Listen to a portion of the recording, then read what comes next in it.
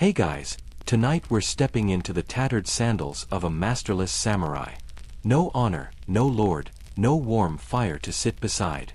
You're walking a cold road now, with only your sword and memories to weigh you down. Imagine the scent of blood still faint on your armor, the smoke from a ruined castle curling into the clouds behind you. Your clan has fallen. Your master is dead. And you're not a warrior anymore, you're a Ronin. A wandering, unclaimed sword in a world that suddenly has no use for you. You probably won't survive this. But hey, that's bedtime history for you. Before you settle in, take a second to like and subscribe, only if you truly enjoy the content I'm sharing with you. And drop your location and local time in the comments. I love knowing where you're listening from. Go ahead and lower the lights, maybe switch on a fan for that gentle background hum, and let's slowly drift into tonight's journey together. You've just watched your world burn. The castle where you trained, swore loyalty, bowed deeply and fought bravely, gone. A betrayal, maybe. A lost battle, more likely. Historians still argue whether the fall of your clan was due to a corrupt alliance or a simple underestimation of the enemy's numbers. Doesn't matter now. You're alive, which is almost embarrassing. You carry your daisho, your long katana and short wakizashi, but not with pride. With weight. They feel heavier now, as if they remember the shame before you even fully do. Your sandals are worn, your haori torn, and the finely stitched crest of your clan is now a target for mockery rather than respect. Some people stare when you pass. Others avoid your eyes. A few mutter, Ronin, like it's a curse. And maybe it is. At first, you keep walking. Maybe someone else from the castle made it out. Maybe there's another lord who'll take you in. You cling to the faint hope that another clan will admire your swordsmanship, or at least remember your name. But you learn fast, feudal Japan has no time for stray dogs. You stop at a border checkpoint. The Ishiguro there, low-ranking foot soldiers, give you one look and shake their heads. No lord, no passage, they grunt. You're not just an outcast. You're illegal. You backtrack into the hills, sleep under a half-rotted tree, and spend the night pulling thorns from your palms after trying to gather firewood without a proper knife. It rains. Of course it does. You curl up under your soaked kimono and tell yourself you've endured worse. Which might be true. But it's never felt this pointless. 2 days later, you reach a village where an old retainer once lived. You hope he'll remember you, maybe even feed you. You're greeted by his widow. She tells you, softly but firmly, that the retainer died the same day your lord did, and she's barely feeding herself. You nod, thank her, and bow low. Your knees crack. Your stomach growls. She gives you a radish anyway. By now, you're starting to understand. The samurai code, Bushido, has little to say about what happens after disgrace. It's great for battle, beautiful in loyalty, poetic in death. But when you're still breathing and stripped of honor, Bushido turns its back on you too. You wonder again. The smell of smoke still trails you. So do nightmares. In them, you see your master falling, face down in mud, arrows in his back, your voice screaming his name too late to matter. You wake up shivering and punch the ground until your knuckles bleed. One night, in a mountain town, you hear laughter coming from a sake house. You sneak a peek inside, young samurai, fresh uniforms, clean-shaven heads, all laughing about a recent training match. You don't know whether to feel jealous, angry, or invisible. So you settle on all three. Then you move on. You hear a legend whispered over a fire, something about a Ronin who trained raccoons to fight with miniature swords. No one believes it, but they love repeating it. You almost smile. Mainstream historians confirm that post-Sengoku Japan had thousands of Ronin like you, former retainers of defeated clans, suddenly displaced in a rigid, unforgiving society. Some turned mercenary. Some turned monk. Others turned monster. But not you. Not yet. You still wear your blades every day. You still bow out of habit. You still kneel before meals, even if the meal is just rainwater and a stolen pear. At some point, you find a crumpled parchment with the name of your master inked beside a record of dishonor. They've rewritten his legacy. called him a traitor. You want to scream. Instead, you fold the paper and burn it. You are alone. The realization settles not like a storm, but like fog, cold and quiet and everywhere. Your knees ache. Your sword arm is stiff. And your pride, well, that's still intact. Barely. But it's shrinking. Like your rice stash. You sleep one night beneath a bridge, and rats keep watch with you. You used to fear them in castles. Now you hope they don't bite you in your sleep.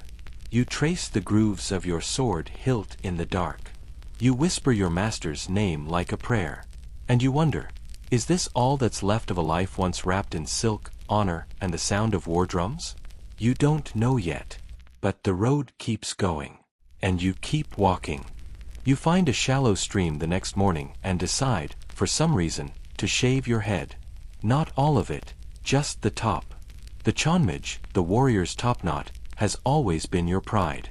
Tied high, trimmed neat, a symbol of station, training, and heritage. But without a master, that knot means something else now, something pitiful. You splash cold water on your scalp and breathe out through clenched teeth. Your reflection ripples with the motion. You look older, uglier, like someone who should know when to let go. With your wakizashi, you hack away at the topknot until it comes loose, damp, and tangled in your hand. You stare at the bundle of hair like it just betrayed you, then toss it into the current. The water carries it away. Your shame, on parade. Losing the topknot feels like losing a piece of your name. In fact, you stop giving people your real name entirely. Too many enemies, too many questions. You try a few aliases on for size. None of them fit. You settle on silence, most of the time. The next village you pass through doesn't even look at you twice. You're not the man they fear. You're just another bald, hungry traveler. One merchant mutters, he's probably just another temple dropout. You're tempted to correct him, I was a samurai, not a monk. But then again, even monks eat more regularly. A real historical tidbit, it wasn't uncommon for Ronin to disguise themselves as wandering monks to avoid arrest or public scorn. Sometimes they'd even chant fake sutras outside homes just to earn a bowl of rice. You consider trying it. You've already ditched the topknot. Why not your dignity? You don't. Not yet. You still carry your swords, after all. Still tied tight at your hip, the same way they always were. But you notice people stare when they see them, less admiration, more concern. In some areas, it's illegal for a Ronin to be armed. In others, it's a gray area. Mostly, it depends on the mood of the local magistrate, and whether his dog bit him that morning. A child approaches you one afternoon. Dirty feet, ragged yukata, smile like sunlight. She asks if you're a real samurai. You hesitate. Then lie. Yes. She giggles and runs off. You hear her shout something to her friends, probably about your missing hair. You don't laugh. When you stop for the night, you don't light a fire. Too risky. Bandits roam these hills, and ironically, they're better organized than you. They travel in packs. You, in contrast, have a blanket with a hole in it and 2 sticks you hope no one forces you to use. You miss your master's voice. His calm orders. The weight of duty, heavy but shared. You replay his last command in your mind like a broken record, defend the gate. You did. You did until the fire crept past the stone, until screams turned to silence. He never gave the order to retreat. He didn't have the chance. Some say a Ronin's biggest enemy is hunger. That's fair. But it's also memory. A few days later, you find a stream again and wash your face. You notice that the smooth spot on your head, where the topknot used to be, is sunburned. Should've kept a hat. You tie a rag around it and pretend you don't look ridiculous. You do. But so does the guy who tried to offer you 2 eggs in exchange for your katana last night. You declined. Regretted it 3 hours later. Historians still argue whether the removal of the topknot symbolized full rejection from samurai society, or merely a practical disguise to avoid persecution. That debate might matter in a university. Out here, it's just hair. Gone. You cross paths with another Ronin, briefly. He's older. Doesn't speak. But nods. Once. Like a shared wound between strangers. You don't walk together. Too risky. But it's nice to know you're not the only ghost wandering. Sometimes, when you sit alone at dusk, you practice your kata. Not for anyone to see. Just to feel your body move the way it used to.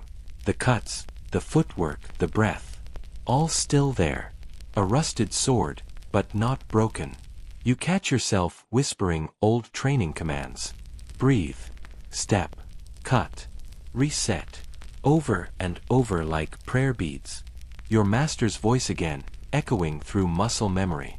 There's an old woman in one village who gives you a cup of barley tea without asking your name.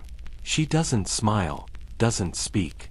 But when you thank her, she says, "You look like someone who needs to remember who he used to be." Then she walks away.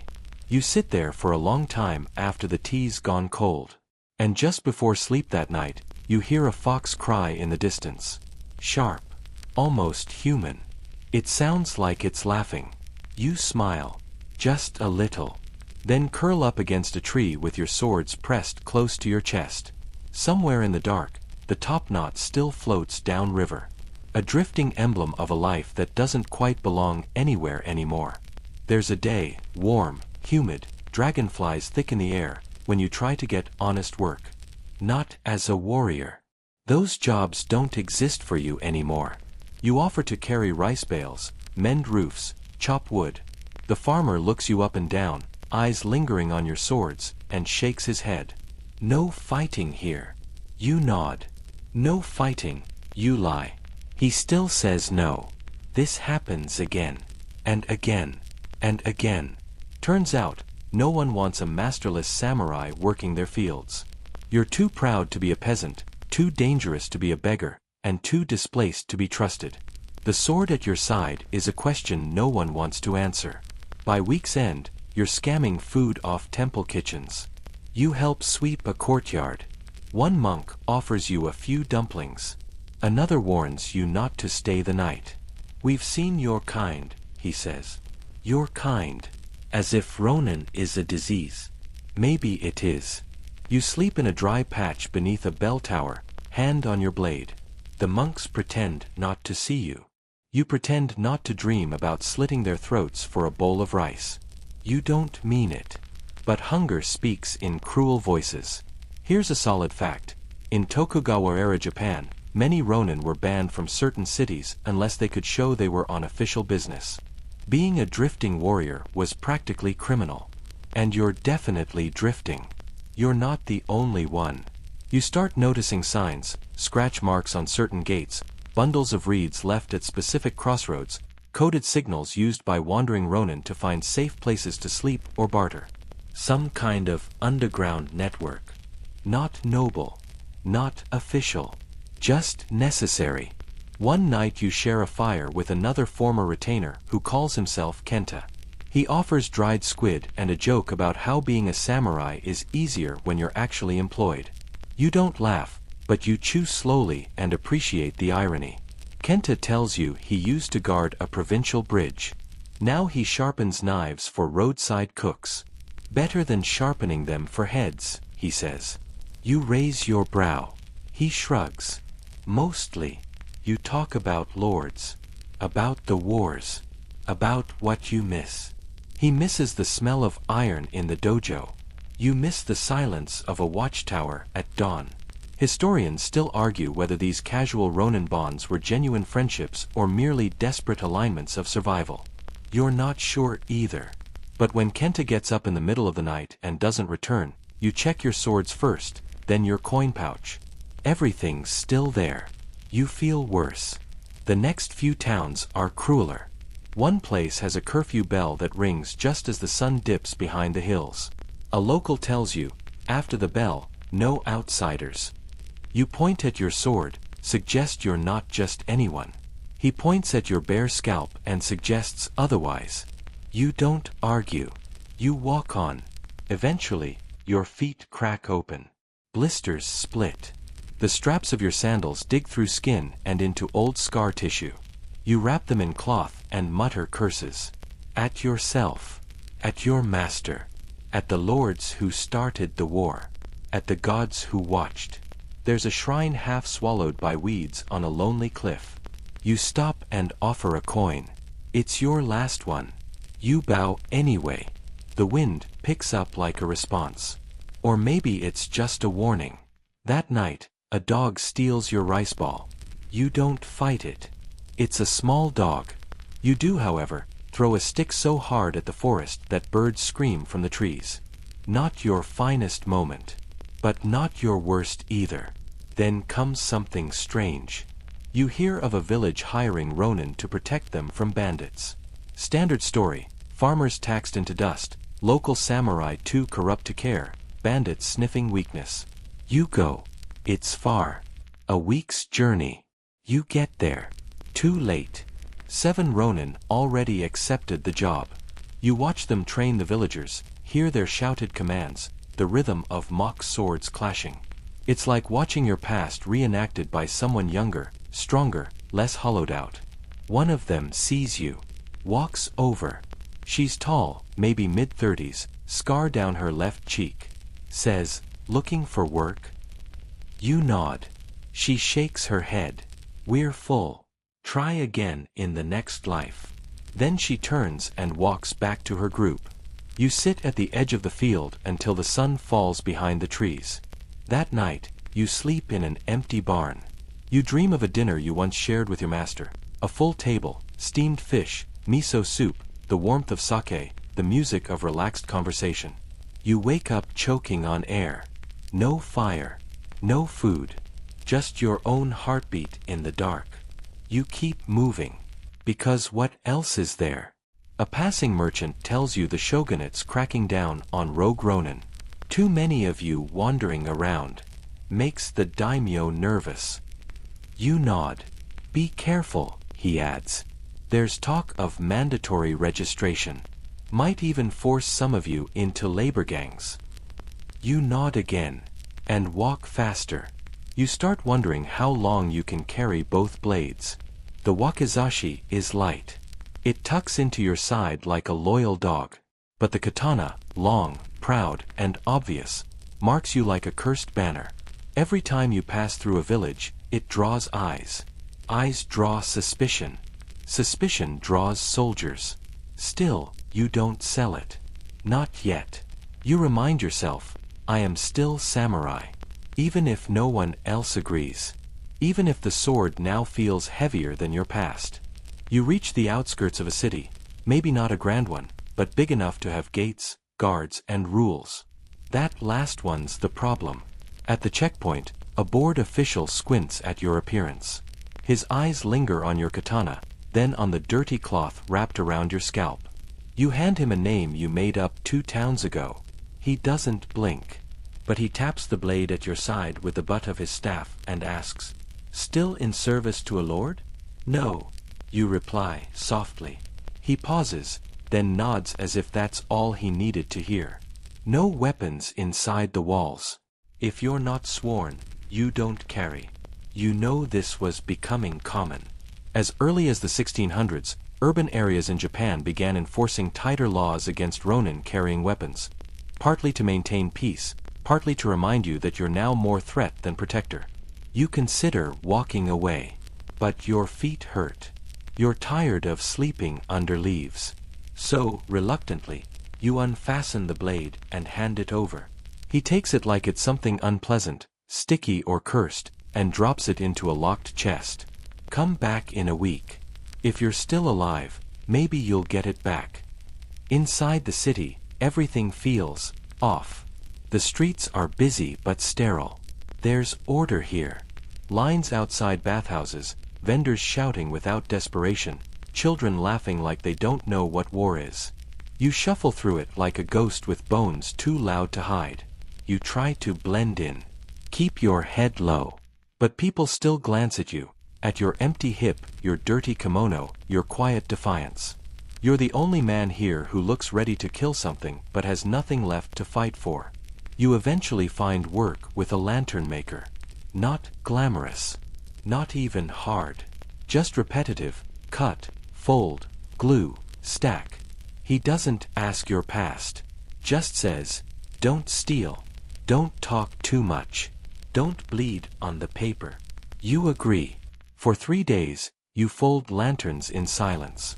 You sleep on straw beneath his workshop and try not to cough too loudly. But even in the repetition, something tugs at you. A rhythm too slow. A tension without release. You used to swing a blade 50 times before sunrise. Now you crease paper under candlelight. Historians still argue whether these periods of low work were times of recovery or further decay for Ronin. For you, it's neither. Just limbo. You exist here, but you're not alive. On the 4th day, you run into someone familiar. Not a friend, Ronin don't really have those, but a former acquaintance. His name was Daichi, once a spearman under a neighboring lord. Now he's a bodyguard for a wealthy rice merchant. You recognize each other instantly. He's fatter now, beard thicker, sword polished. He smiles wide, like a man who knows exactly where he belongs. You still wandering? He asks, voice just loud enough to turn heads.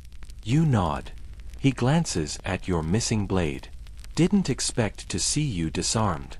Thought you'd rather die. You don't answer. He laughs and claps your shoulder, harder than necessary. Come drink. I'll buy. You do. Because you haven't tasted sake in months. And because you're too tired to say no. The tavern is warm, loud, soaked in smoke and laughter. Daichi orders generously. He tells war stories to people who weren't there. Embellishes. Lies. You sip slowly and listen to the version of history where your side wasn't slaughtered like cattle. It's almost comforting. Until he starts talking about your master. That fool, Daichi says, eyes bright. Went down like a stubborn ox. Should've fled. Could've lived. You put the cup down. He keeps laughing. No offense, but loyalty's only noble when it works. You know. You stand up, quietly. Daichi looks up, confused. Leaving already? You say nothing. You just walk out. Back into the dark. On the way home, you see a boy practicing swings with a wooden stick, copying some samurai he saw in a play. You pause, watching. His form is sloppy.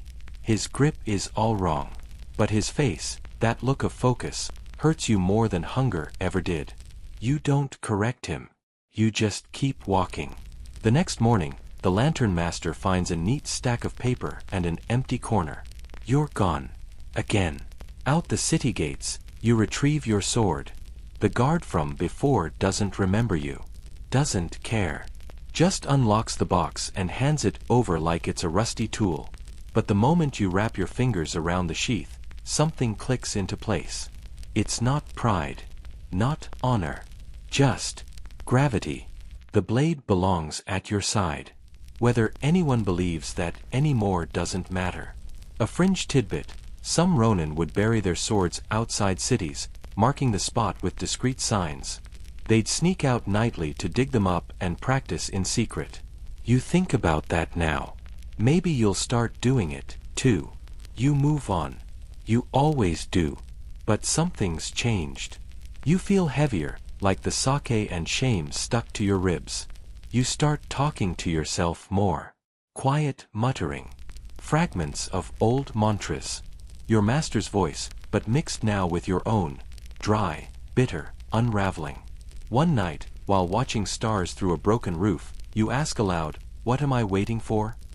The wind doesn't answer. But a dog howls somewhere nearby.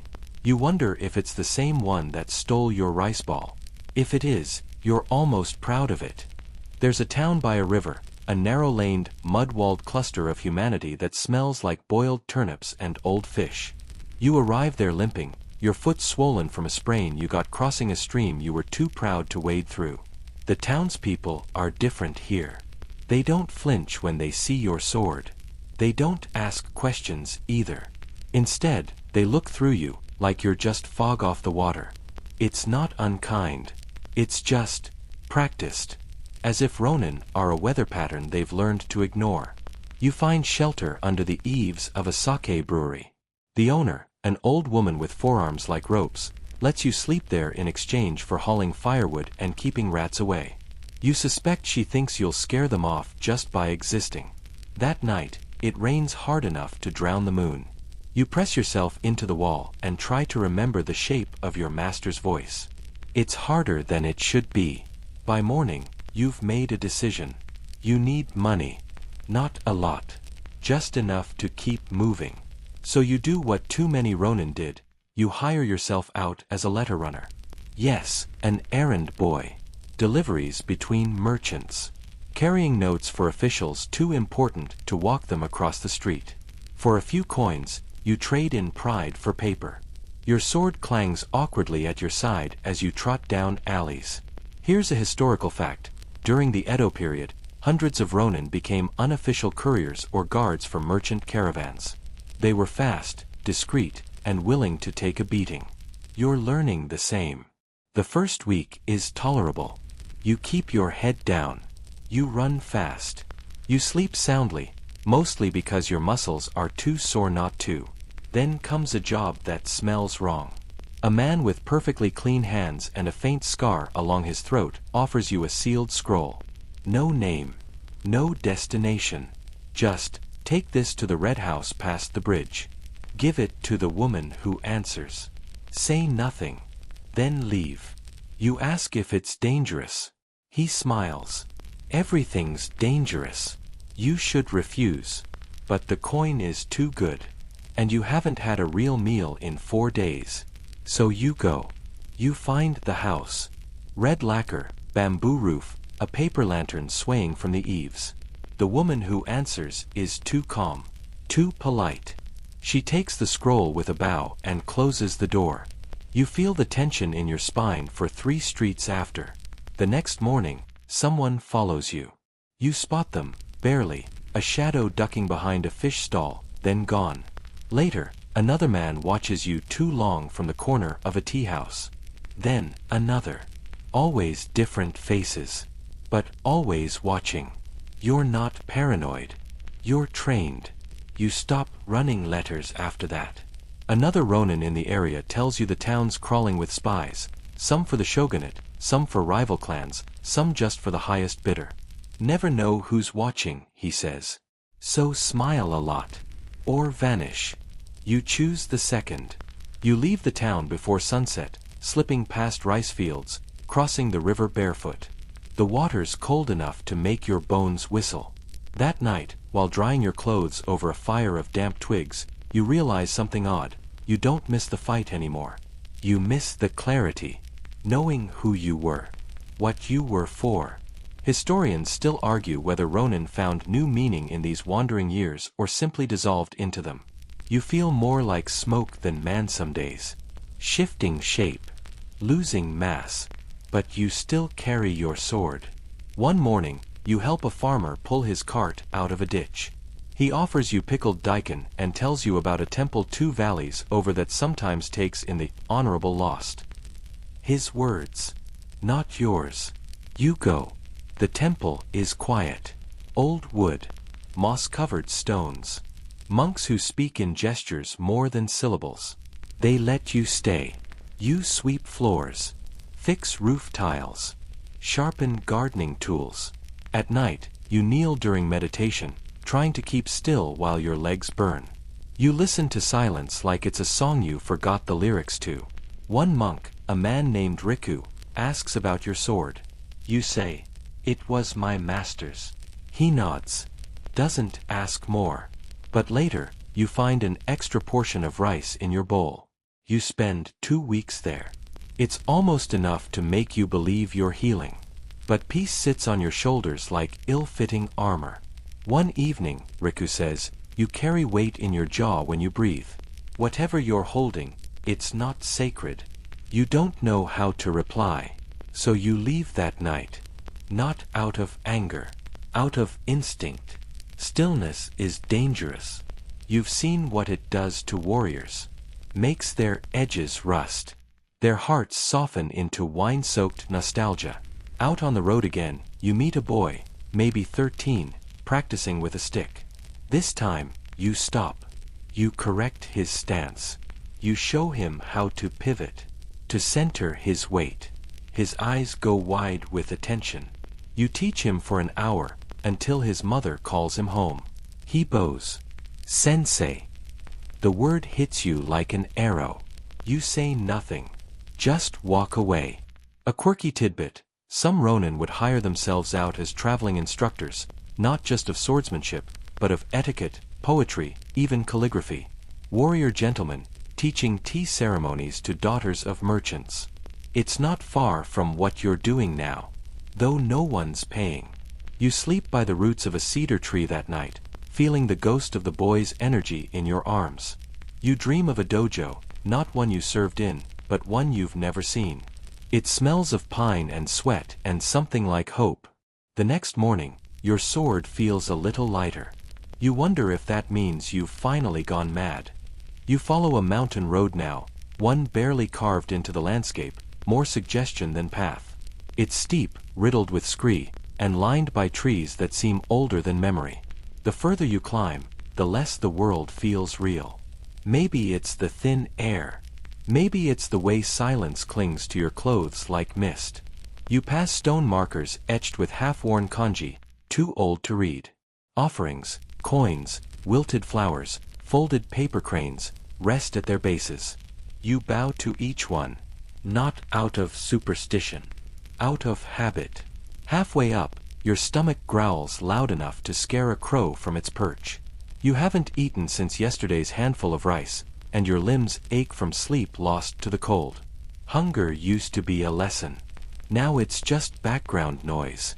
You find a village nested into the cliffs, a scattering of homes built like they're apologizing to the earth. Smoke curls lazily from chimneys, and the smell of miso stew rides the wind.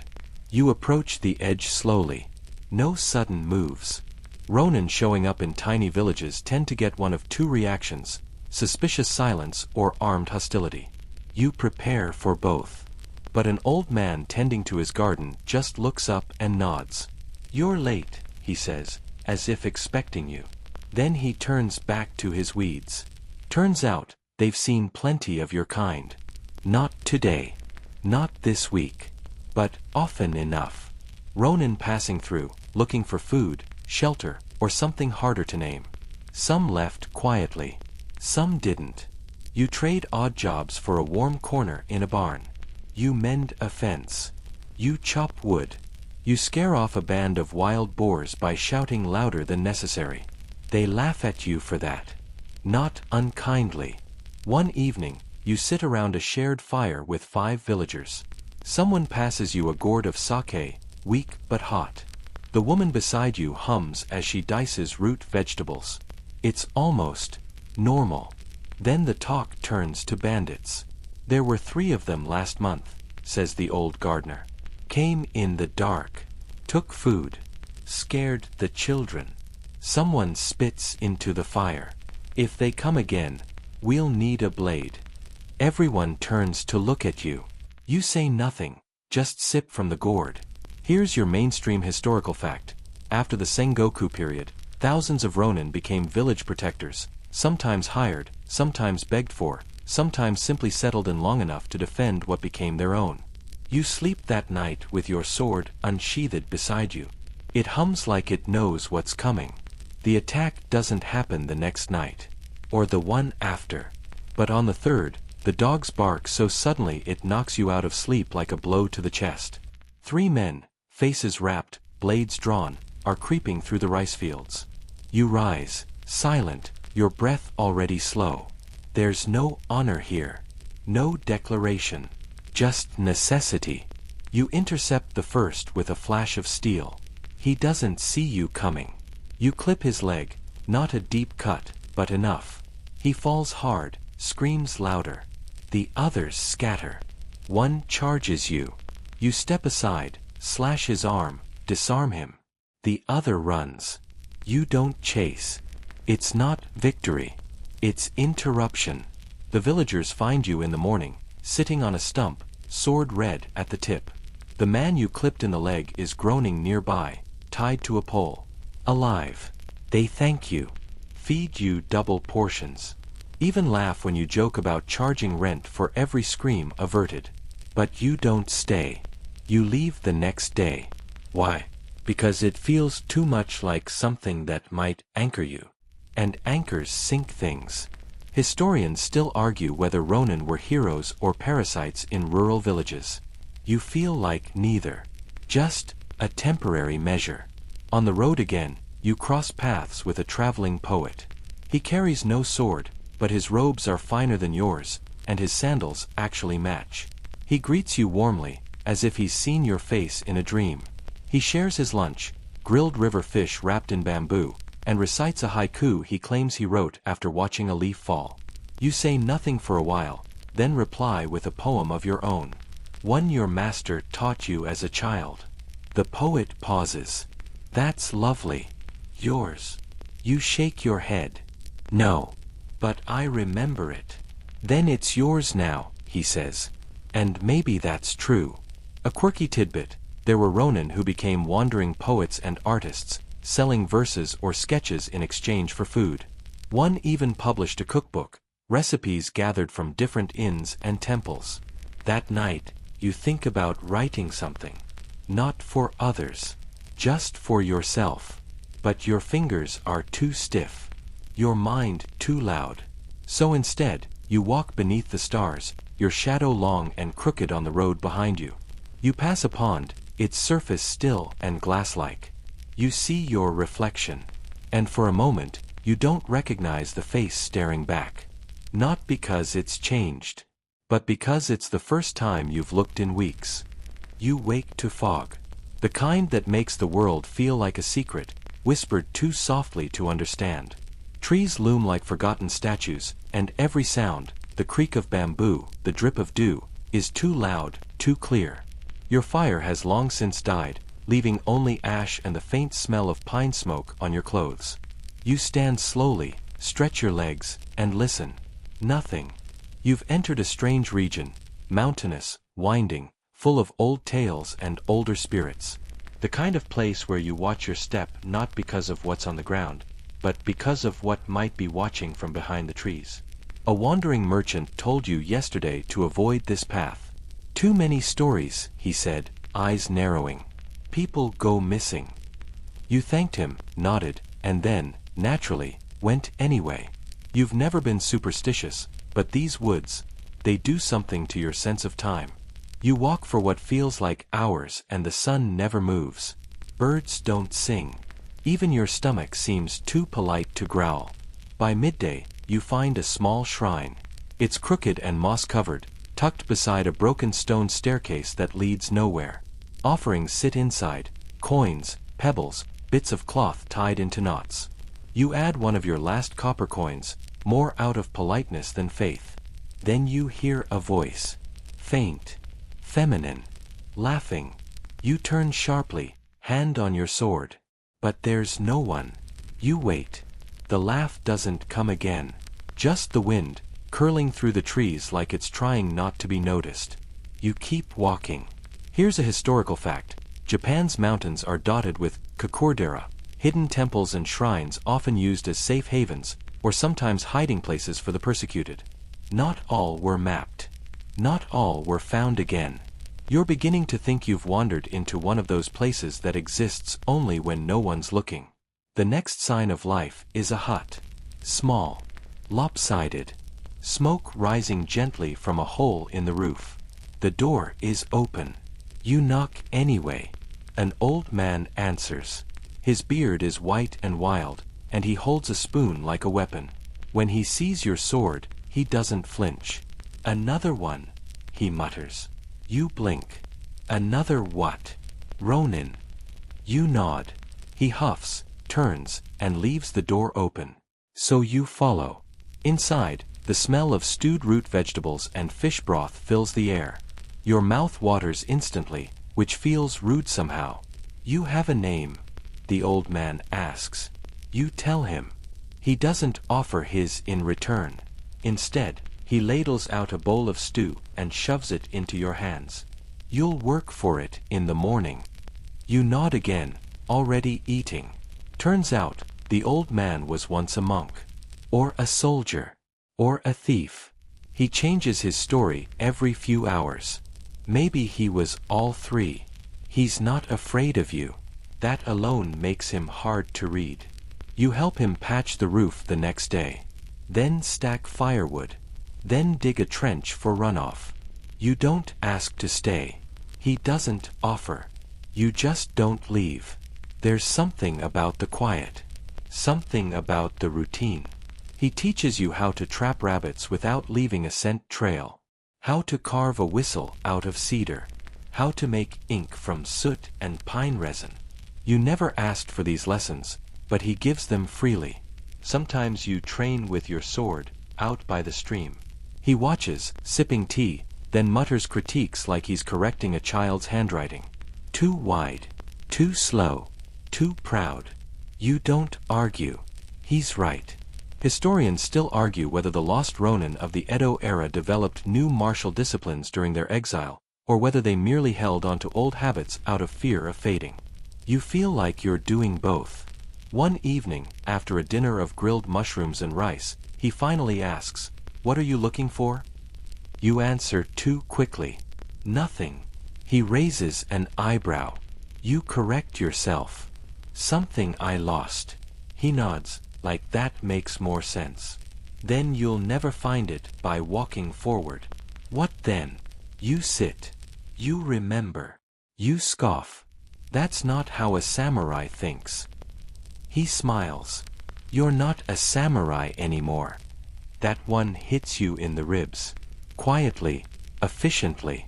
You spend that night staring at the ceiling. The wind outside howls like it's impersonating a wolf. In the morning, you pack your things. He doesn't stop you. But as you step onto the trail again, he hands you something wrapped in cloth. You open it later, a small wooden carving of a mountain crow, wings tucked, eyes wide. You see that bird, he'd said once. You keep walking. No explanation. Just that. You tie it to your belt.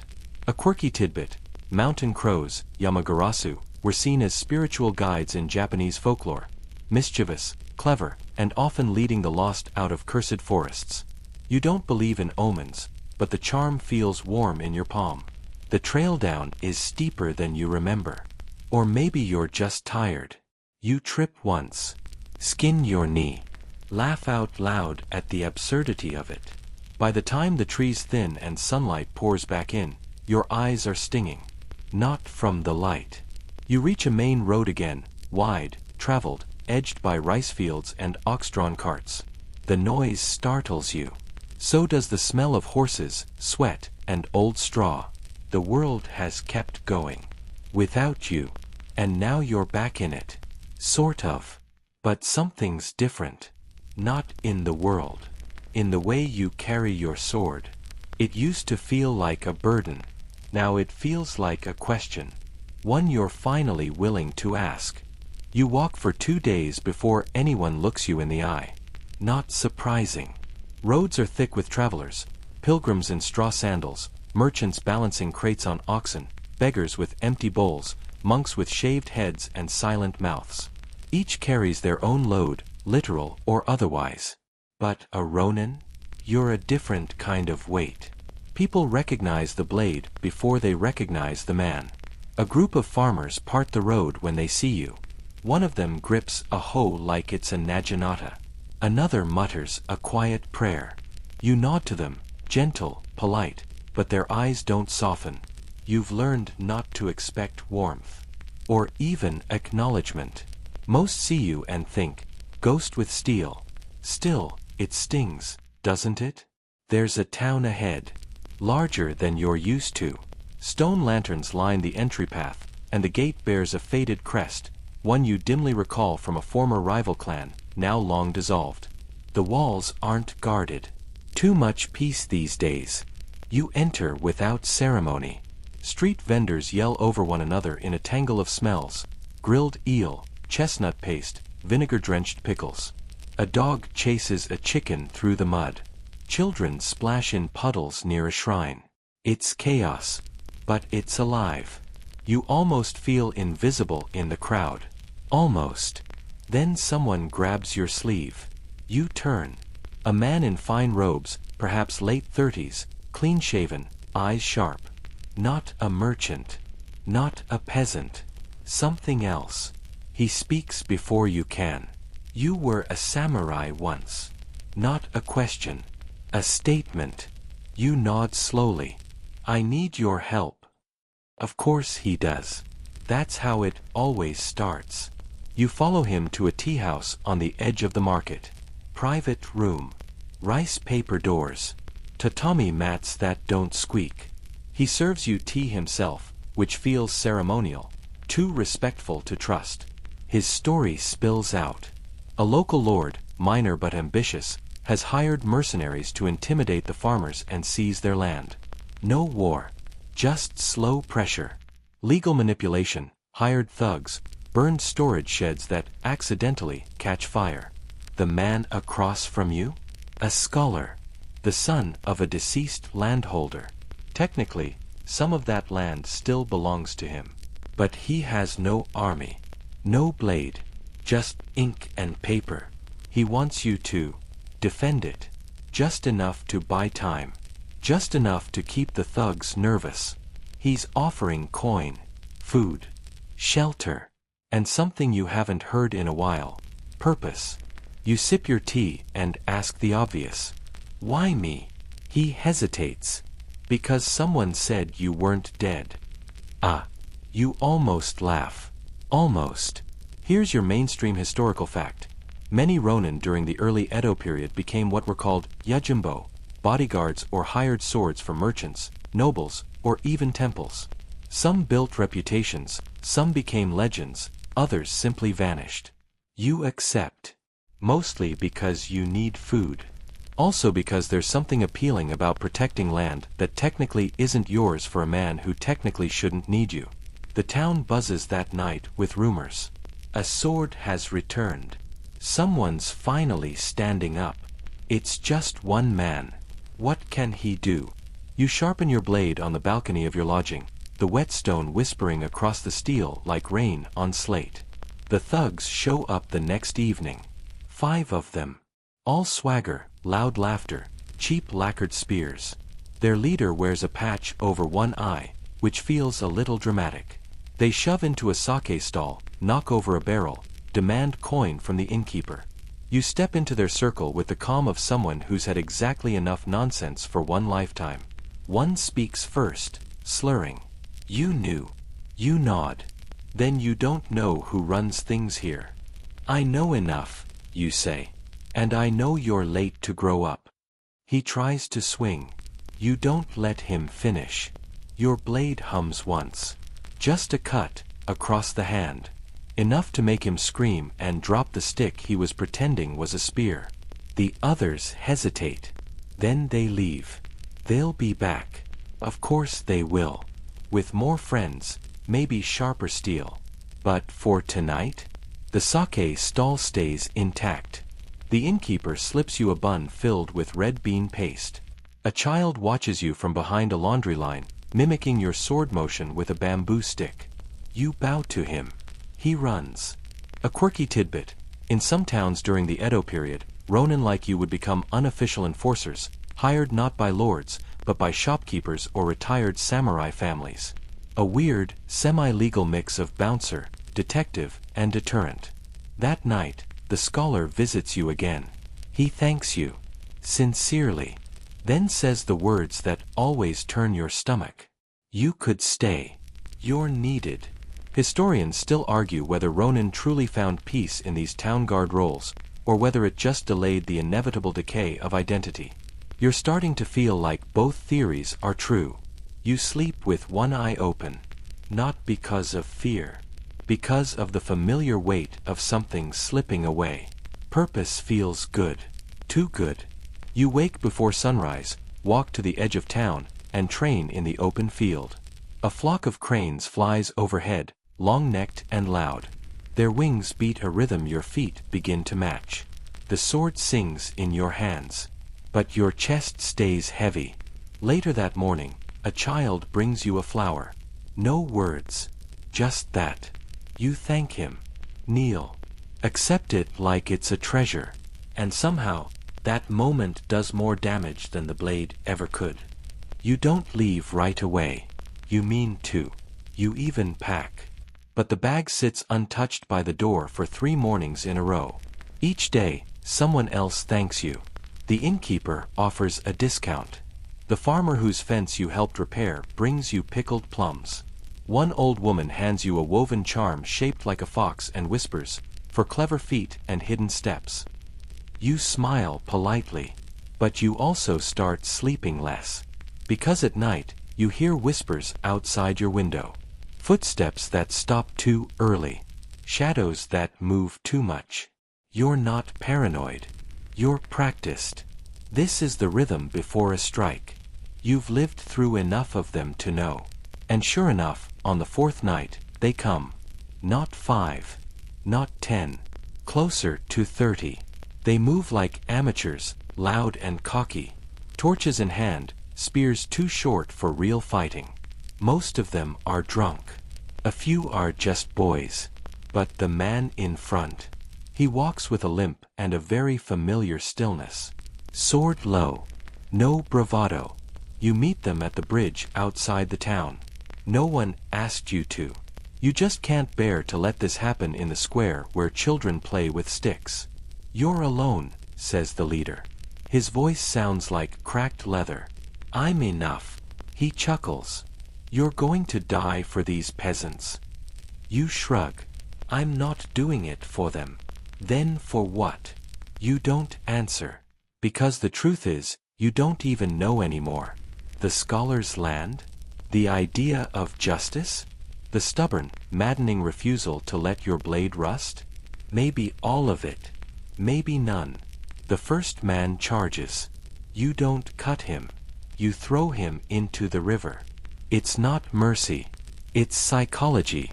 His scream makes the others hesitate. You cut the second man across the thigh, clean and shallow. He'll walk again. Eventually. The rest? They don't wait to find out. Torches drop. Mud splashes. Someone yells, "He's possessed." The leader stays. Naturally.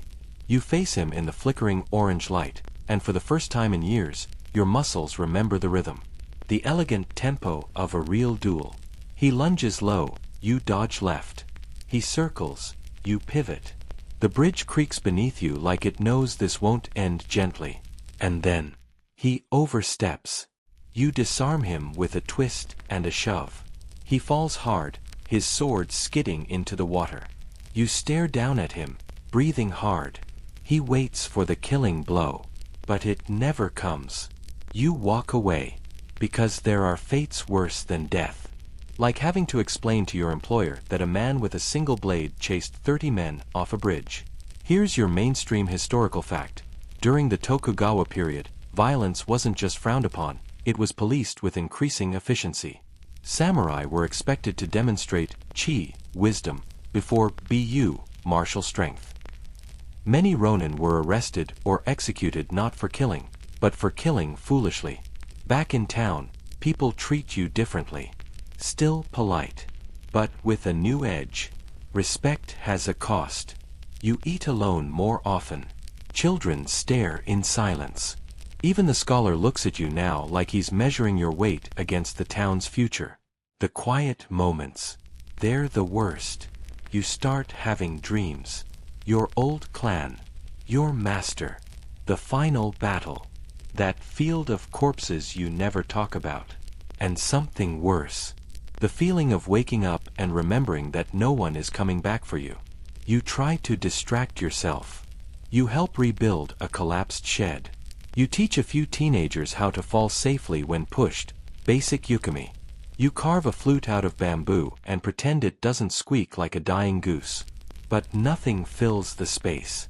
Historians still argue whether Ronin ever truly stopped being soldiers, or if their need for structure simply twisted into other forms. Guard work. Duels. Schooling. Madness. You're beginning to think a man can become his own prison, brick by brick. One rainy morning, the scholar visits you again. He brings sake this time. Good stuff. Warming, smooth. He talks about expanding his estate. About negotiating directly with the local magistrate. About making you a permanent retainer, an official yojimbo. You sip, nod, listen, but inside, you're folding your exit. A quirky tidbit: some Ronin, especially those who refused to join the shogunate bureaucracy, would drift from village to village offering impromptu sword lessons or protection in exchange for meals. They became known as Musha Shugyosha, or wandering martial pilgrims. A few claimed it was for spiritual growth. Most just didn't want to starve. You leave before dawn the next day. Quietly. No note. No fanfare. Just your old pack, your sword, and the fox charm tied to the handle now, not for cleverness, but for luck. The road ahead is muddy. Your feet slip often. A passing merchant offers you dried squid in exchange for help fixing a broken axle. You do it.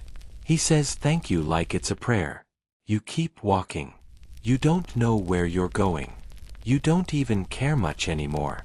But you walk lighter than before. Maybe because the sword no longer feels like a question. It feels like a sentence. One you're learning to rewrite. The next town doesn't want you. They don't say it outright. Nobody ever does.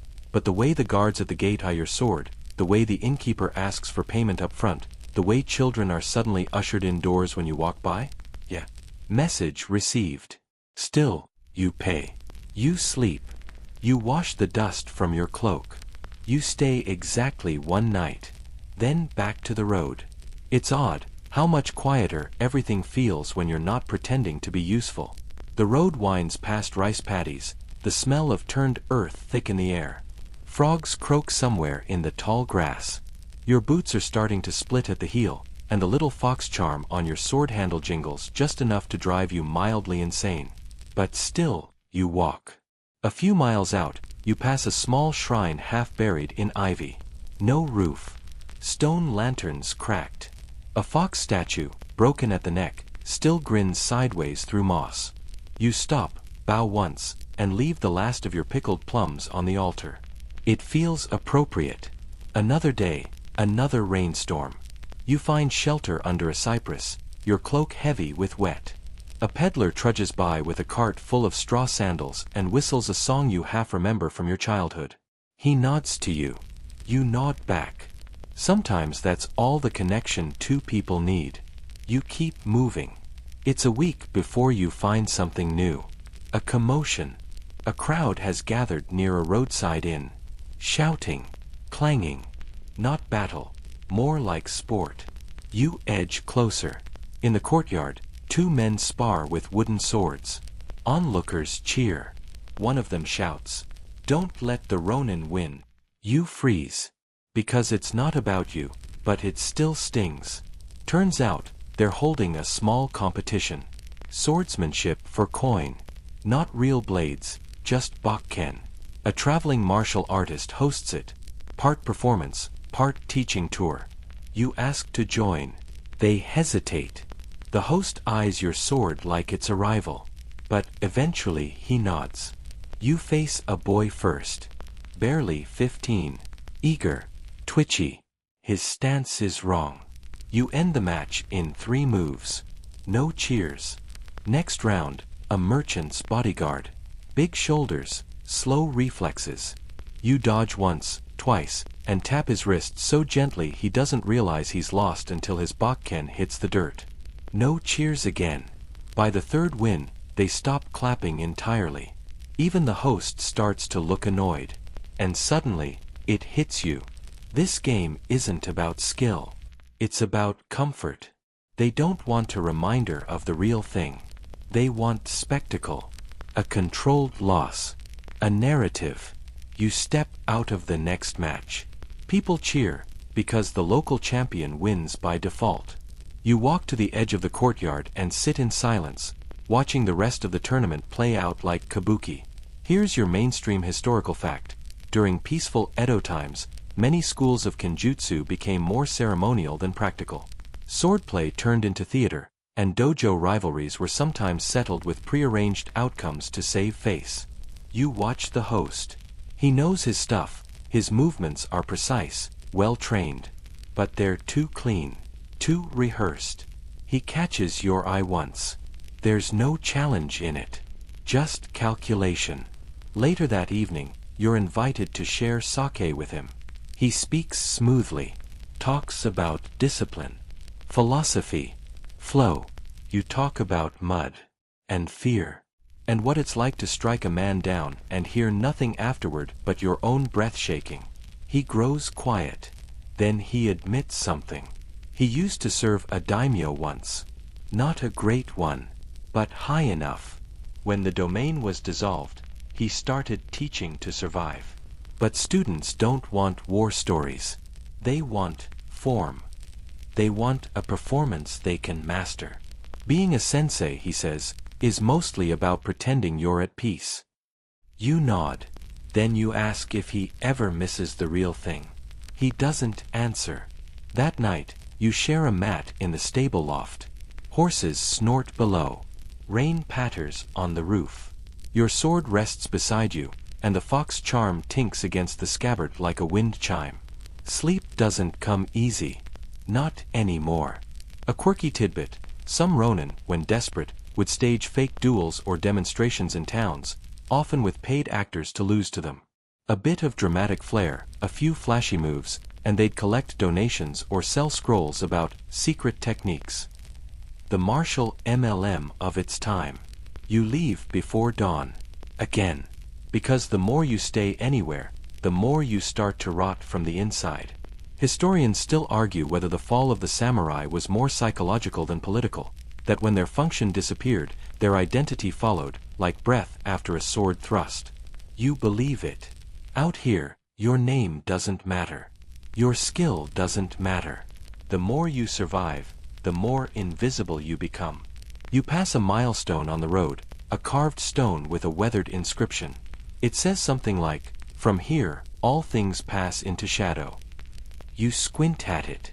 Seems a bit dramatic, but fair. As the road curls into pine-covered hills, your boots catch on a root and you stumble.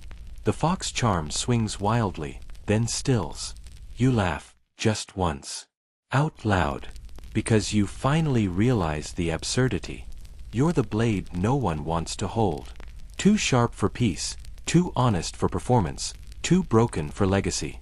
And yet, you keep walking. Because motion is the only thing left between you and silence. You come across the town by accident. It's not on any map you remember. The road splits after a dry riverbed, and your feet, blistered, aching, choose the path with more shade. And suddenly there it is, a half-forgotten place, nestled between bamboo groves and crooked tea fields, like someone just left it here for safekeeping. It's quiet. Not abandoned, but close. Roofs sag. Doors hang askew. A wind chime made from broken cups clinks in a breeze that smells faintly of burned rice. You pause on the edge of the village, not out of fear, but something stranger, recognition. You've never been here. But something about the stillness wraps around your spine like a memory you almost had. Then, a voice. Hey. It's a child. Probably 10. Grimy, barefoot, hair like straw, and holding a stick like it's a naginata. She squints at you, not scared at all. In fact, she looks annoyed. You a bandit or a ghost? You consider your options. Neither, you say. Too bad, she mutters. Ghosts at least tell good stories. She vanishes behind a leaning gate. You follow more slowly. Inside, the village is stranger still. The few adults you see don't look surprised by you. Just tired. One woman sweeps her doorstep with a broom made from bundled twigs. A man sharpens a sickle that's more rust than blade. Everyone watches you, but no one questions you. Eventually, you find the center square. It's got a shrine, a well, and a tree with 3 ropes dangling from its lowest branch. You don't ask. Some questions you just nod at in silence. A creaky old man sitting by the well beckons you over. His hands shake as he pours you barley tea. Samurai. You nod. Still working. You shrug. He chuckles. Me neither. Turns out, this place used to belong to a minor retainer who vanished when his lord fell out of favor. No heir. No claim. The peasants just stayed. With no taxes, no orders, and no lord, they became something else entirely, a functioning ghost town. Here's your mainstream historical fact. During the Tokugawa era, the rigid social system left entire domains to rot when leadership collapsed or funds dried up. Some villages operated without official oversight for years, practically invisible to the shogunate. You stay the night. Not because they ask. Just because you don't feel like walking anymore. The house they lend you smells like dried persimmon and cat hair. There's a mat. A bowl. A fire pit that hisses when it breathes. You sleep deeper than you have in weeks. The next morning, the little girl is waiting. You gonna fight monsters or something? You blink. Not today. Then why are you even here? That, frankly, is a fantastic question.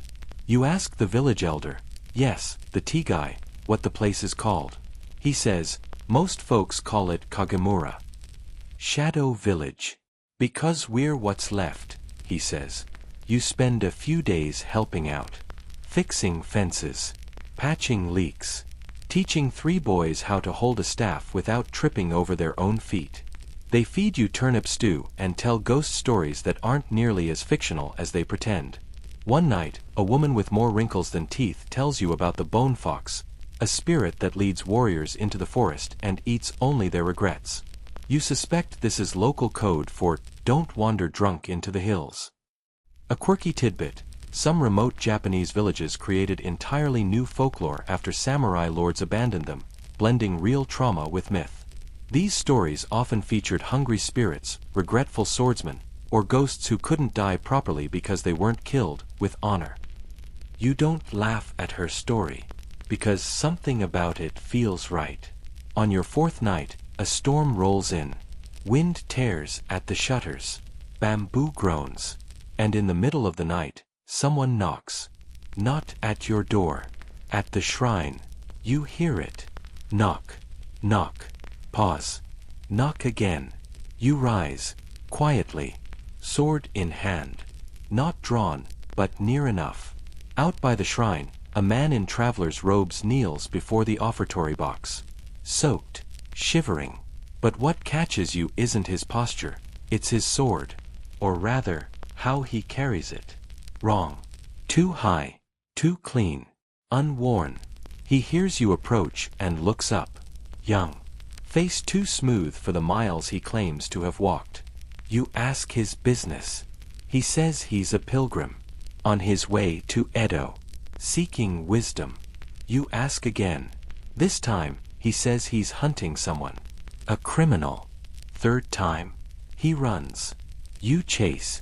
Only because instinct tells you this man carries something dangerous. More than just a lie. You catch him at the edge of the woods. He swings first. Sloppy. Too loud. You disarm him with a twist and a boot to the knee. He screams. You press your foot to his chest and ask who he really is. He says, they told me if I killed a real samurai, they'd make me one. And your stomach drops. Because this isn't ambition. This is desperation. Historians still argue whether the romanticization of the samurai was a government tool or a cultural fluke, but by the late Edo period, it had definitely become an illness. Young men who'd never held a sword believed they could earn honor by spilling blood. It wasn't about justice. Just fantasy. You let him go. He limps into the trees, broken but alive. You return to the shrine and sit beneath the overhang until dawn. Rain drips from your hair. Your hands shake. Not from the fight. From the fact that, for a moment, you recognized yourself in him. Another would-be warrior. Just trying to matter. In the morning, the little girl finds you asleep against the shrine wall. She pokes you with a stick. Did you fight a monster? You sigh. Not the kind you can see. You leave the village just as the fog begins to lift. Not because you're asked.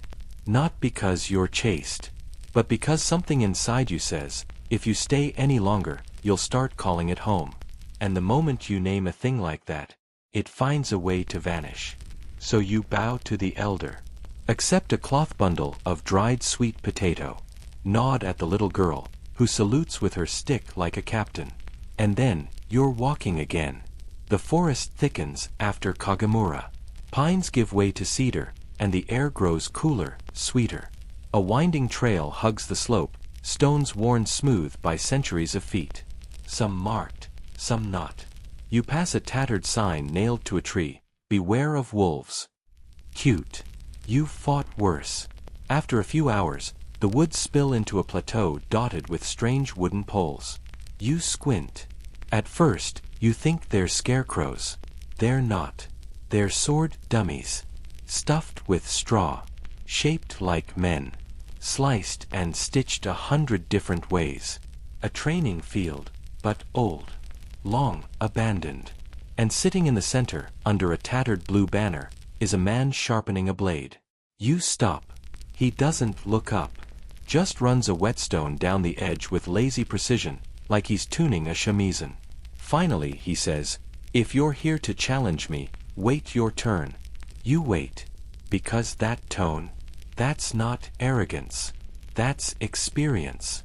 Turns out, this is the camp of a Ronin's Ronin. The kind of swordsman who's been wandering so long, he's shed everything except his edge. Name, clan, reason, all gone. What remains is muscle memory and patience. He offers you tea. You sit. You trade stories, short ones, sparse, mostly grunts and nods. Then, without warning, he asks to duel. No stakes, no titles, no performance, just blades. And something in your chest loosens. Because for the first time in, well, years, someone doesn't want you to teach, or pretend, or entertain. They just want to see what you are. The duel is quiet. No cheers. No drawn-out speeches. Just the hiss of metal, the scrape of sandals, the sting of cold air each time you exhale. It lasts 40 seconds. Which is to say, forever. He draws first blood. A shallow slice above your elbow. You land the final tap, 1 inch from his throat. You both bow. Neither of you smiles. But inside, there's a warmth that creeps in, like fire catching dry leaves. Mainstream historical fact. Even after the decline of formal samurai roles, many ronin created informal sparring circles, sometimes gathering in forests or temples to test each other's skills. These duels were rarely about death. More about clarity. You stay 3 days. There's no one else here, just the two of you. You train at dawn, share bitter miso soup at noon, and mend your cloaks in the late afternoon while the wind cuts between the trees. He teaches you something new. A stance from the old Muto Ryu school, founded by Yamaoka Teshu. A way of fighting without focusing on the sword itself. You ask what it's for. He says, it's for people who've forgotten how to live. You think about that.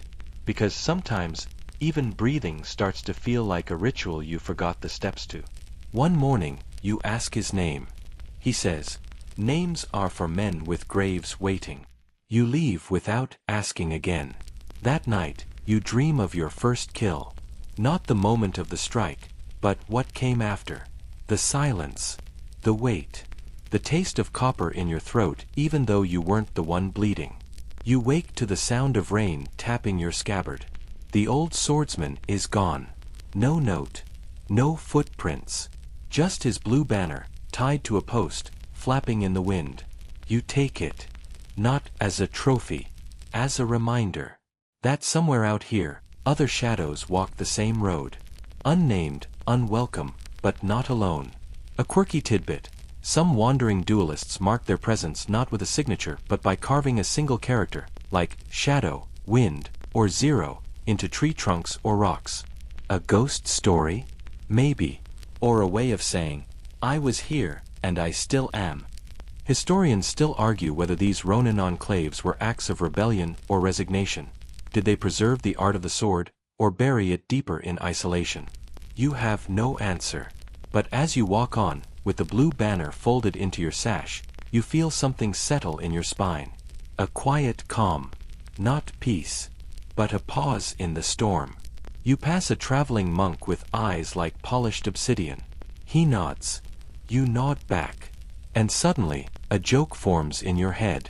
What's the difference between a Ronin and a ghost? You chuckle quietly. Answer.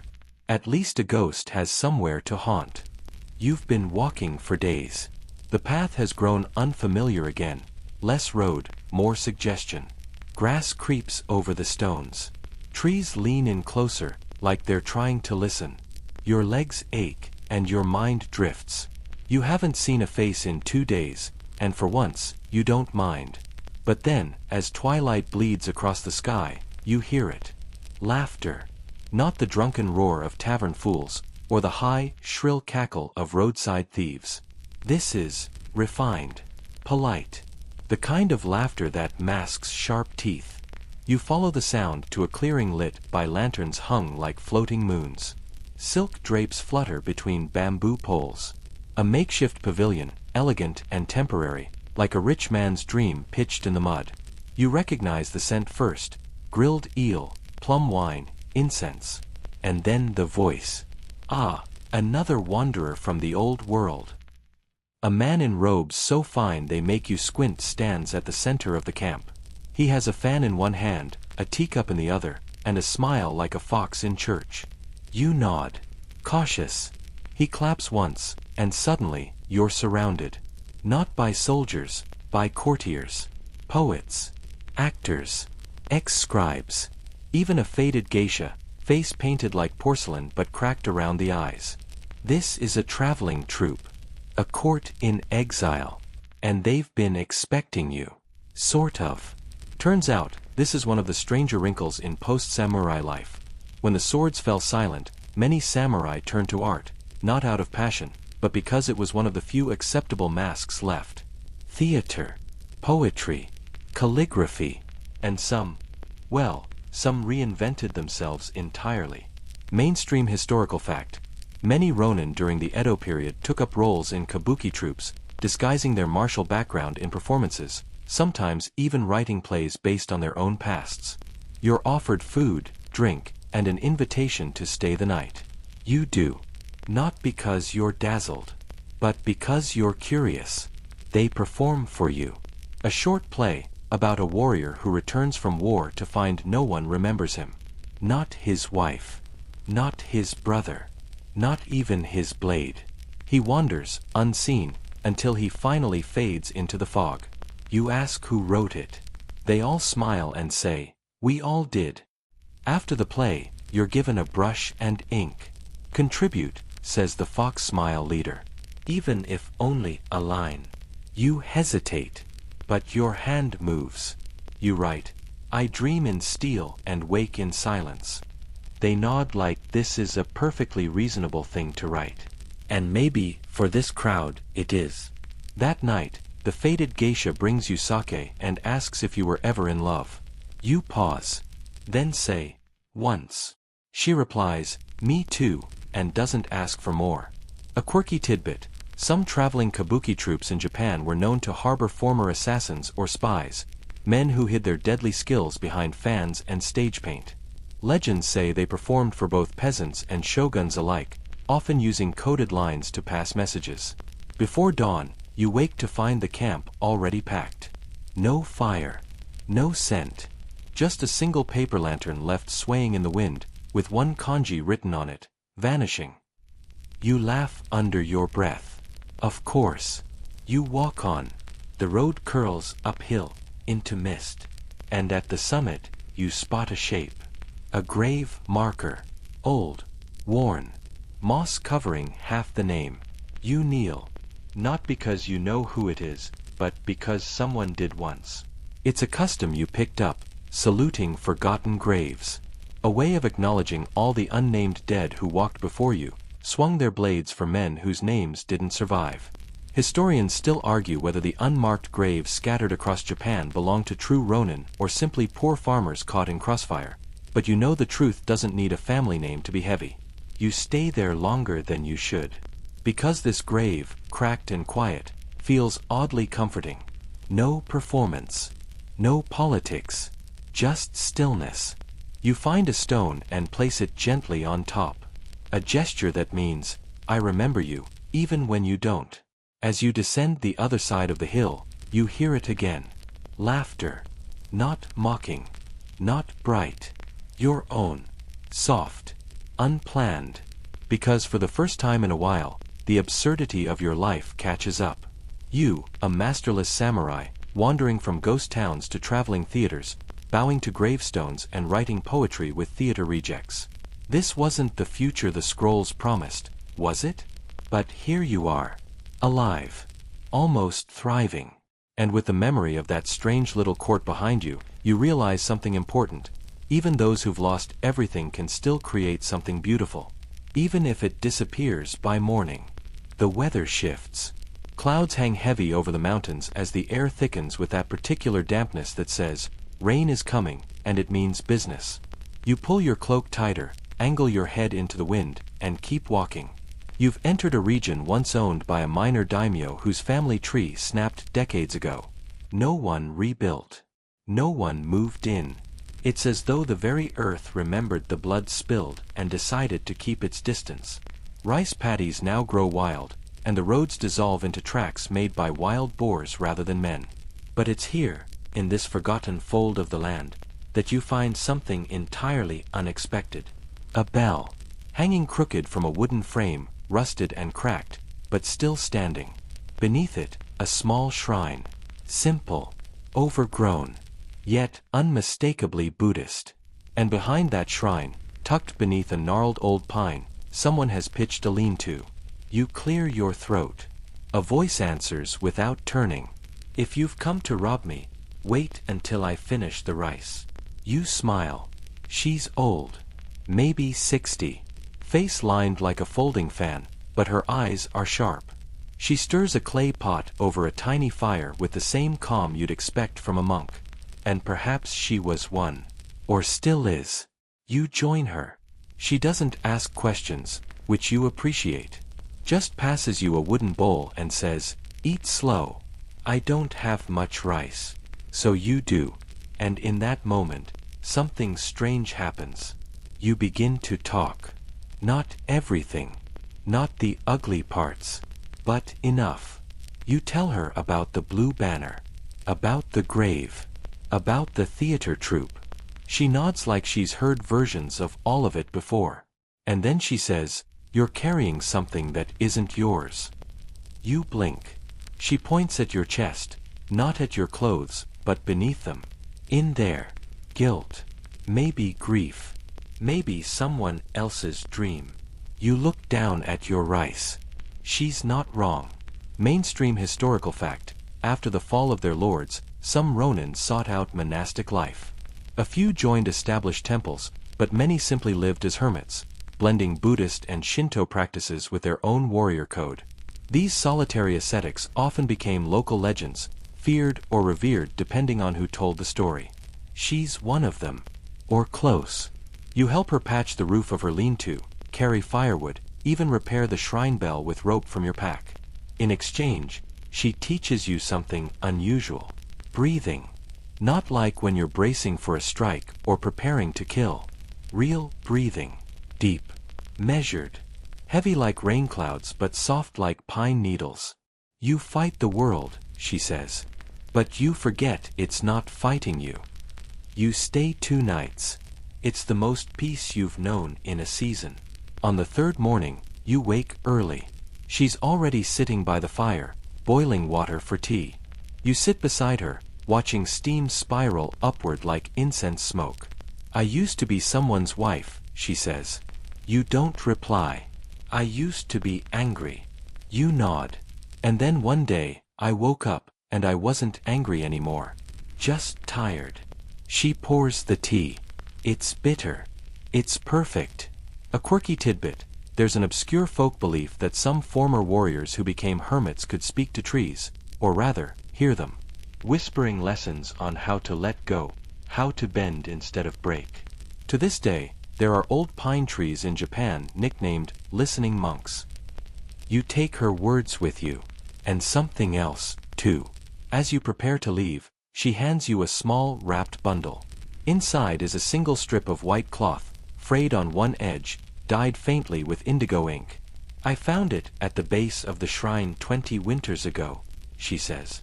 I always meant to return it to someone. Maybe it's you. The cloth has a faded crest, an unfamiliar mon. Not yours. But you fold it carefully and tuck it into your sleeve. Another piece of someone else's story. Another weight that feels strangely light.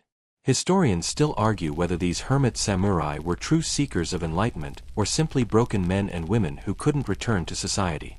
But does it matter? You walked in with knots in your chest. You walk out breathing deeper. The rain comes as you descend the hill. Not a storm, just a soft, steady drizzle. You don't rush to escape it.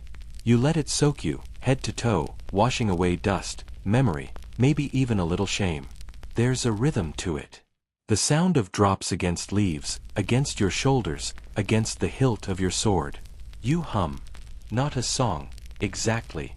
Just a few notes that come and go. You're not healed. Not even close. But you're quieter inside. And in the world of the masterless, that's something close to a miracle. The road takes you eastward. You pass fields half claimed by weeds, shrines with fox statues chipped down to nubs, and bridges that creak like they're considering giving up entirely. You lose track of time. Not in the dramatic, existential way, but in the dull way that happens when every day is the same meal reheated and every town is a copy of the one before it. Then, something changes. You smell ink. Not just any ink, the thick, oily kind used in printing. And with it, paper, dust, the faintest trace of sandalwood. You follow your nose. What you find is a village not much different than the last, except for the noise. A rhythmic, thudding churn, like a heartbeat slowed by age. You turn a corner and see it, a printing press. Well, the Edo-era equivalent. Wooden rollers. Rows of woodblocks lined like soldiers. Stacks of paper drying in neat rows. And a man. Bent, bald, with eyebrows that might have fought in a war of their own. He squints at you through round spectacles. You read, he asks, without saying hello. You nod. He doesn't smile, but he does gesture. Then work. That's how you become a printer's assistant. Just like that. No ceremony. No oath. Just ink and hands and silence.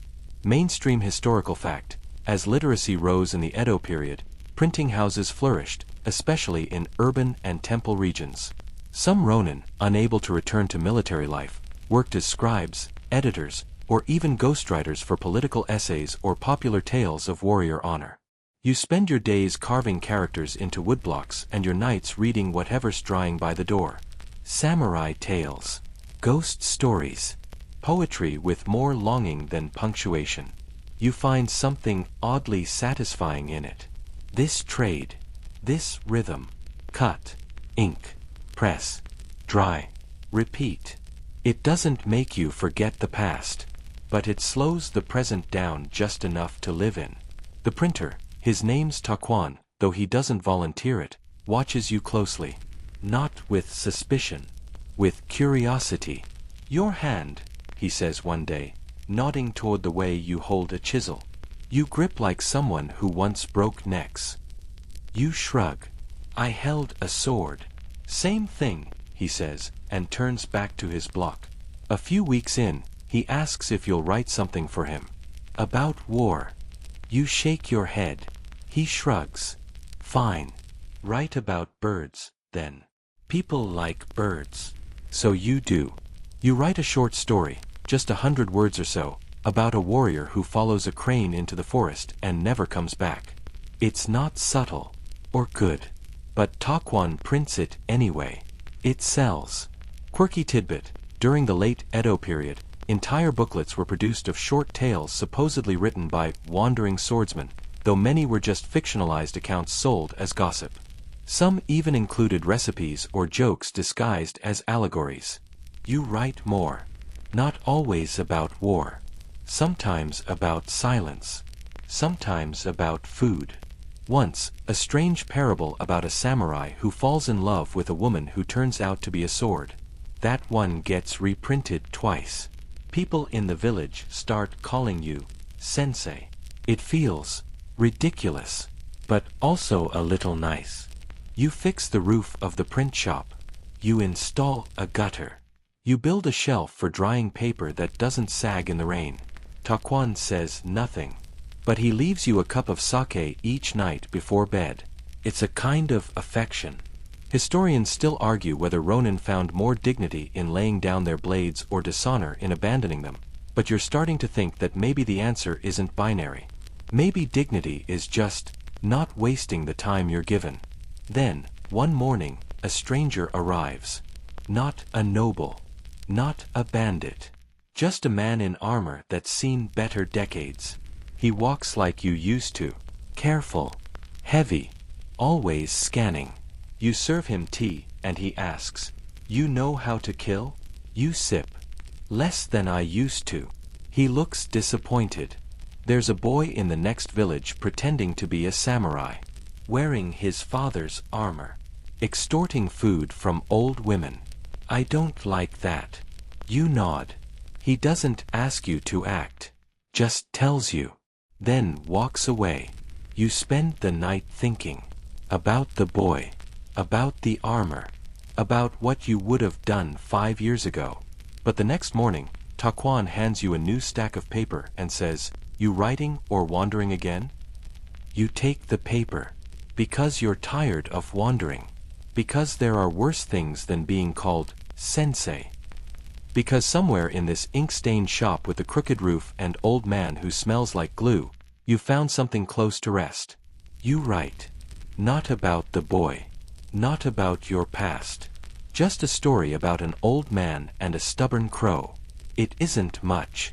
But it sells. And for now, that's enough. You wake before dawn these days. Not because of nightmares, those have dulled, but because the birds start arguing before the sun has a chance to yawn. Crows, mostly. Loud and theatrical, like kabuki actors with wings. You've been with Taquan for almost half a year now. Long enough that your sword has collected dust. Long enough that some of the villagers greet you with actual smiles and not just the "please don't rob me" kind. And long enough that you've started to feel suspiciously comfortable. That's when the letter arrives. Folded and sealed with wax the color of dried blood. Taquan doesn't ask questions. Just hands it to you and says, "You've got ghosts." He's right. The letter's from someone you hoped was dead, or at least exiled to the far end of the archipelago. An old captain. One of the few who'd survived the fall of your lord, only to turn mercenary faster than you could say, "Where's the honor in that?" And now, he wants to meet. No apology. No explanation. Just a location, a date, and a sentence. There's work. You shouldn't go. But you do. Mainstream historical fact. After the Battle of Sekigahara, thousands of samurai became Ronin overnight. Some adapted, others banded together into unofficial militias, selling their blades for temporary causes or even petty clan feuds. These freelance warrior companies were often disorganized, sometimes violent, and rarely bound by old codes of honor. The meeting place is an abandoned tea house. Of course it is. You step inside and he's already there. Older, softer in the gut, but still with eyes that never blink long enough. His name doesn't matter. What matters is the offer. There's a merchant, he says. Rich. Corrupt. Paid off every magistrate from here to Edo. Been bleeding farmers dry. We're going to take back what he stole. You raise an eyebrow. So now we're the heroes? He chuckles. We're the survivors. You ask what's in it for you. A share. Gold. Maybe closure. Ah, that old bait. A quirky tidbit. Some Ronin turned bandits in this era styled themselves as folk heroes, rebalancers of wealth. One even wore a mask carved to look like a Tengu demon, claiming it helped him fly into mansions undetected. Spoiler. It didn't. You don't give an answer that day. You walk back to the print shop. Eat quietly. Don't write. Don't sleep. Taquan watches you shuffle papers without touching your brush. You can go, he says. But know this, ghosts don't want closure. They want company. It's a good line. You steal it for a story later. But for now, you pack your sword. Just in case. The plan is messy. A night raid. Minimal blood. Maximum fear. They want to shake the merchant. Scare him into giving up the ledgers and walking away from his little empire of bribes. You've done worse. And yet, as you crouch in the shadows outside his house, feeling the sword grip press against your palm like a disappointed father, something in you resists. Not fear. Not doubt. Just friction. You hear the signal. You don't move. You watch your former captain slide through a side gate like smoke. Hear the muffled struggle. Then the crack of a body hitting the floor. Still, you don't move. You turn around. And you walk away. Historians still argue whether Ronin who rejected violence entirely were motivated by enlightenment or simply exhaustion. Some suggest they were cowardly. Others call them pioneers of peace in a time addicted to conflict. You don't care what they'd call you. You walk until your legs protest. Until your boots split.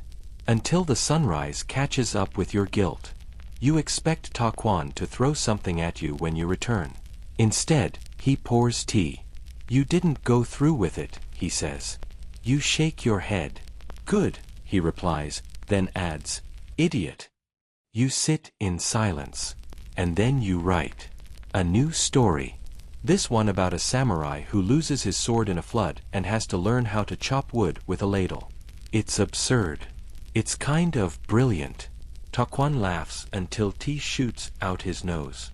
That night, as you sip weak sake under the paper lanterns strung from the eaves, you realize something. You didn't walk away from a mission. You walked toward yourself. You are still armed, but not dangerous. Not in the way you used to be. The seasons shift without ceremony. Summer wilts into autumn, and the leaves turn the kind of red that makes you think of old banners soaked in battle. The air grows sharp, clean. You can hear things more clearly, like your joints popping when you crouch, or the occasional rice thief sneezing in the alley behind the shop. Taquan keeps printing. You keep writing. And the villagers keep calling you sensei, though now it carries more warmth than awe. Children sometimes poke their heads through the door to ask if they can help with the letters, which mostly means smudging ink and drawing fish in the margins. You let them. You even teach one or two to carve simple kanji into woodblocks. You catch yourself smiling too easily these days. Which, of course, is when the past returns. Not in the form of another letter. Not even a man. A name. You hear it whispered in the market. Your former lord. The one whose fall turned you into a ghost. People say his youngest son has re-emerged. Not as a daimyo. Not as a rebel. As a monk. Living in a mountain temple a week's walk from here. Mainstream historical fact. It wasn't uncommon for sons of disgraced lords to enter the priesthood as a way to maintain honor while avoiding political retaliation. Some truly sought peace, others simply waited for a chance to return. You don't know what to make of it. A boy when you last saw him. Always running, always falling. He once asked if swords could talk to each other during battle, like they were old friends catching up. Now he chants sutras and feeds deer. You think about going. You think about not going. Taquan doesn't ask. He just packs you some dried persimmons and says, try not to come back dead. You travel light. The walk is long, and the mountains unforgiving. You twist your ankle on a hidden route and spend a night under a tree trying not to scream. By the time you see the temple's stone steps, your body is pure complaint. But you make it. The temple is small. The boy, no, the man now, is sweeping leaves when you arrive. He looks up, pauses, and without any hesitation says, you were my father's third blade. You nod. He gestures toward the bell tower. Would you like to sit? So you do. No guards. No suspicion. Just tea poured slowly, and a sky turning the color of old parchment. He tells you he doesn't miss war. He doesn't miss titles. But he misses stories. And he remembers yours. You once told me about a sword that sang when it was happy. You chuckle. I told you it hummed. Singing would have made it arrogant. He smiles. Quirky tidbit. One Edo period legend tells of a swordsmith who tuned blades like flutes, claiming their sound could calm angry spirits. Scholars have dismissed this as pure fiction, but oddly, a few antique blades have holes drilled in odd places, possibly to create vibrations. He asks if you still carry your sword. You nod. He doesn't ask to see it. He just says, then you still believe in something. You spend 2 nights at the temple, sleeping on a mat thinner than a rumor, eating rice that tastes of ash and gratitude. You listen to monks chant in the early dark, and for the first time, it doesn't sound like mourning. It sounds like maintenance. Like brushing teeth or sweeping floors. A daily act of clearing ghosts. Historians still argue whether temple life offered true peace to former warriors or simply dulled them into spiritual boredom. Some wrote poems. Others vanished. A few returned to battle when the chanting wasn't enough. You leave on the 3rd day. He walks with you to the foot of the mountain. Before you part, he says, I thought I hated my father for dying. But I think I hated him for not saying goodbye. You nod. Then you say the words that have waited years in your throat. I hated him for making me survive it. You walk away lighter. The road bends. And for the first time in what feels like a century, you don't feel followed. Just witnessed. You return to the village to find Taquan asleep on the roof again. A bucket of paste spilled beside him. His snoring attracts pigeons. You laugh so loud it scares them off. The print shop smells of cedar. And maybe, just maybe, you're ready to start the next chapter. You don't write the next story for 2 weeks. You think about it, sure. You doodle outlines in the dirt with a chopstick. You mumble a few lines to yourself during your evening walk past the river. But nothing sticks. Until the girl with the chipped tooth brings you a turtle. She says it's a gift. Found it near the rice paddies. It's missing a leg. You look at the turtle. It looks back. You suddenly know what to write. The turtle becomes a Ronin, naturally. It wanders through the pages of your imagination, slow but steady, balancing a broken shell and a snarky internal monologue. It never draws a blade but wins every fight. It makes friends with a fox, outsmarts a landlord, and ends up living under a cherry tree, sipping tea. It's ridiculous.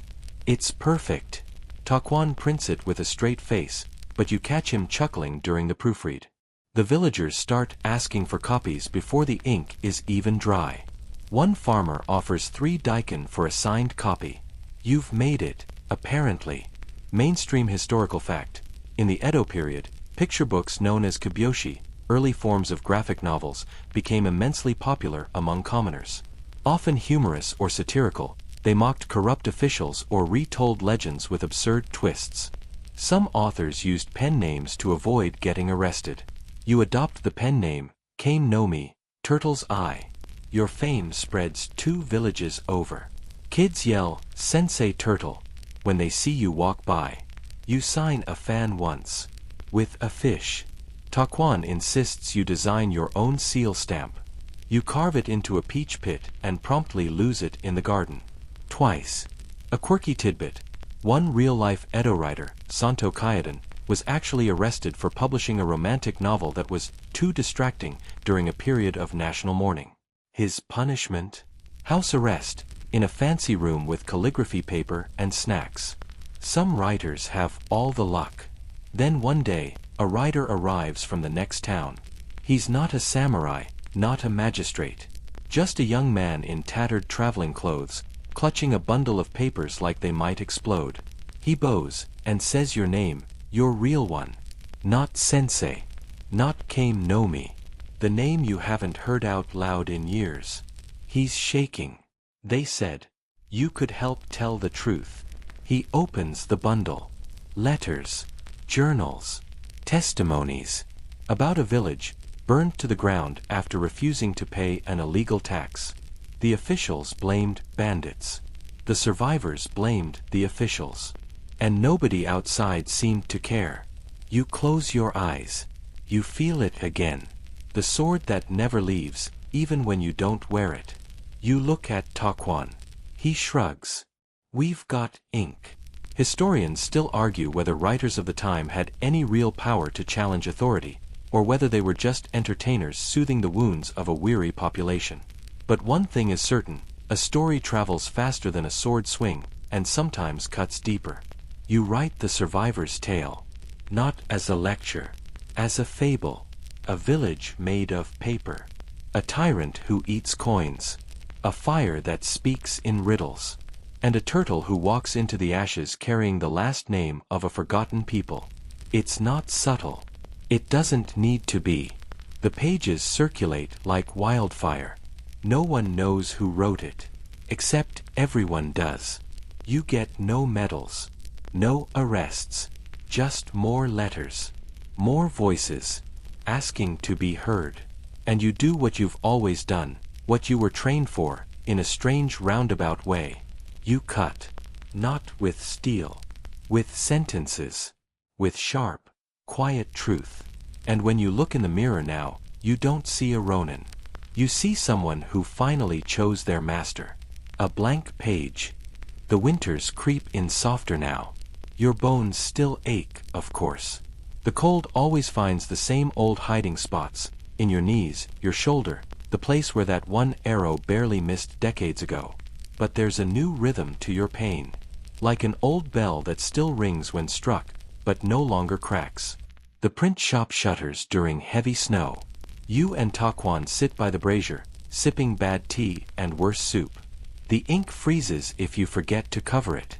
Sometimes, when it's too cold to write, you just talk. You talk about the past. The real past. The sword schools. The duels that felt like dances. The long nights waiting for orders that never came. And that one time a boar chased you both into a river and stole your rice balls. Taquan always brings that one up. You pretend to hate it. You don't. Mainstream historical fact. Many aging samurai in the Edo period took up calligraphy, gardening, or poetry in retirement.